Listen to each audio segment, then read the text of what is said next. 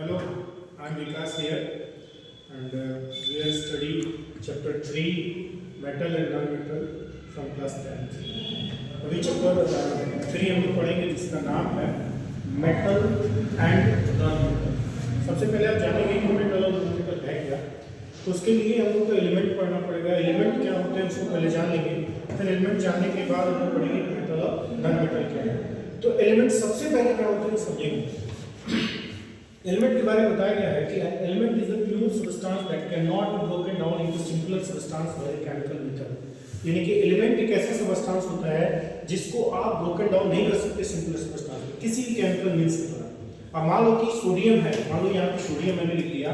अब सोडियम को मैं चाहूँ कि कुछ भी कर लूँ, इसको हम ब्रोकन डाउन नहीं कर सकते। वो जब भी टूटेगा सोडियम ही होगा, उसको ब्रोकन डाउन नहीं किया जा सकता है। उसके बाद और बताया गया एलिमेंट्स के बारे में कि each elements is made up of only one types of atom। जितने भी एलिमेंट होते हैं एक टाइप ऑफ एटम से बने होते हैं। यानी कि अगर मैं कहूँ कि सोडियम है तो सोडियम का जितना भी एटम होगा वो सब एक तरह का होगा। अगर मैं क्लोरीन की बात करूँ तो क्लोरीन का जितना भी एटम होगा सब एक टाइप का होगा। यानी कि एलिमेंट्स में जितने भी एटम पाए जाते हैं वो सेम टाइप के होते हैं, उसमें कोई डिफरेंस नहीं होता है। ये छोटा सा एक पॉइंट है जो एलिमेंट के बारे में आप लोगों को बताया गया। अब नेक्स्ट हम लोग देखेंगे जो एलिमेंट्स हैं उसकी टोटल संख्या कितनी है। तो उसकी टोटल संख्या होती है 118। यानी कि एलिमेंट्स टोटल 118 होते हैं, जिसमें मेटल होता है, नॉन मेटल होता है, नॉन मेटल होता है और मेटलॉइड्स होता है। इसको 3 भागों में बांटा गया है। एलिमेंट्स को 3 भागों में बांटा गया है, metal, non metal and metalloids.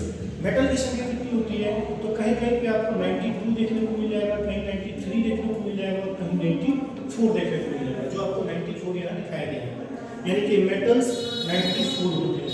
उसके कुछ एग्जांपल्स यहाँ दिए गए, टोटल नहीं है बट कुछ एग्जांपल्स आपको यहाँ दिखाए गए हैं। उसके बाद आता है नॉन मेटल। नॉन मेटल की संख्या 18 होती है। कहीं आपको 16 देखने को मिलेगा, कहीं 17 देखने को मिलेगा और कहीं 18 देखने को मिलेगा। यानी कि नॉन मेटल की संख्या जो होती है वो लगभग 18 होती है, जो नीचे आपको दिखाया गया। कुछ एग्जांपल्स आपके सामने दिए गए हैं। फिर आता है मेटलॉइड्स। ये मेटलॉइड्स क्या होता है तो कहीं 6 मिलेगा, कहीं पे 7 मिलेगा और कहीं पे 8 मिलेगा। ये वेरी इसलिए करता है कि कई कई किताबों में अलग अलग इसकी संख्या दी हुई है। अब हम किसको मानते हैं तो अकॉर्डिंग टू एनसीईआरटी हम 6 ले रहे हैं अभी। इसमें 6 होता है, जिसमें boron, silicon, germanium, arsenic, antimony, tellurium, ये होते हैं मेटलॉइड्स। ये तो मैंने एलिमेंट्स को अलग अलग बांट दिया, यानी कि एलिमेंट्स को 3 भागों में बांट दिया गया। ये 3 भागों में बांट दिया गया। बट ये एलिमेंट्स के 3 भाग है क्या। अगर ये मेटल है तो मेटल होता क्या है, नॉन मेटल है तो नॉन मेटल होता क्या है, अगर वो मेटलॉइड्स है तो मेटलॉइड्स होता क्या है। चलो कुछ एग्जांपल्स आपको यहाँ दिए गए हैं, लेकिन अभी हम लोग समझेंगे कि मेटल, नॉन मेटल और मेटलॉइड्स होता क्या है। ध्यान दीजिएगा।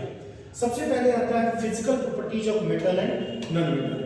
आखिर मेटल को हम कैसे पहचानेंगे। तो हम जानते हैं ना कि कोई ऐसा चीज जिसमें हार्डनेस हो, जिसमें फिजिकल स्टेट की बात करें तो जो फिजिकल स्टेट में सॉलिड रूप में हो, जैसे आप देख सकते हो कि all metals are solid at room temperature. जितने भी मेटल्स होते हैं वो सभी रूम टेम्परेचर पर सॉलिड स्टेट में होते हैं।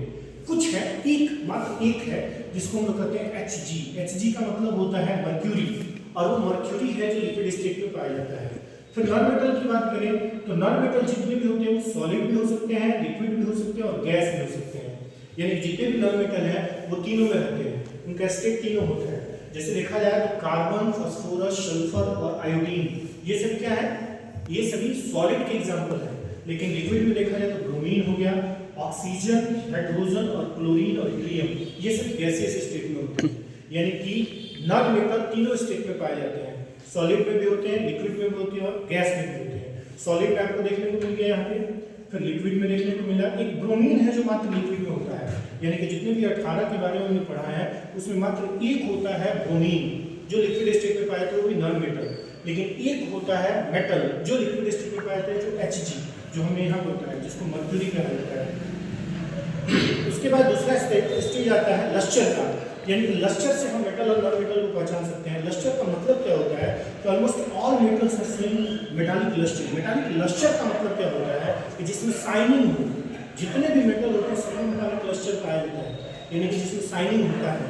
और नॉन मेटल की बात करें तो non metal largely do not show lustre exception graphite and iodine, यानी कि जितने भी नॉन मेटल हैं सब में शाइनिंग नहीं होता है, लेकिन कुछ है जिसमें होता है। जैसे देखा जाए तो ग्रेफाइट, आयोडीन ये सभी नॉन मेटल हैं, लेकिन इसमें लस्टर पाया जाता है। देखा जाए तो डायमंड भी सबसे ज़्यादा शाइनिंग करने वाला कोई चीज़ है तो वो डायमंड है। उसके बाद है हार्डनेस। हार्डनेस की बात करें तो हार्डनेस क्या होता है? कठोरता।